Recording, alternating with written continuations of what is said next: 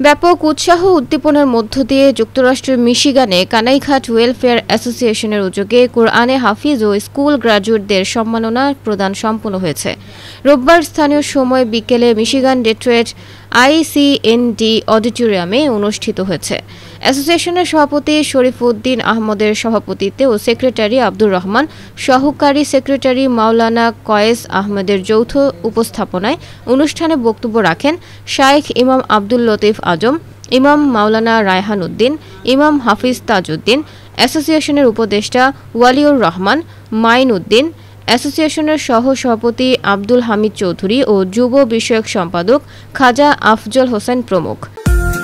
New ইয়র্কের marks home care এখন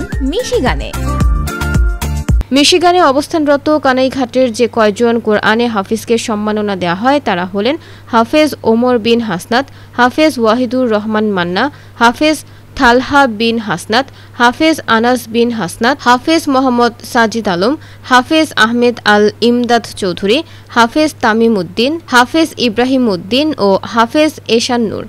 high school থেকে গ্রাজুয়েট সম্মাননা যাদের হাতে তুলে দেওয়া হয় তারা হলেন মুহতাসি ফুয়াদ রহমান ফারহান, তাহিয়া ফেরদৌস, নুসরাত রহমান, জারা নূর, তাহমিদ আম্বিয়া ও মোহাম্মদ সাজিদ আলম।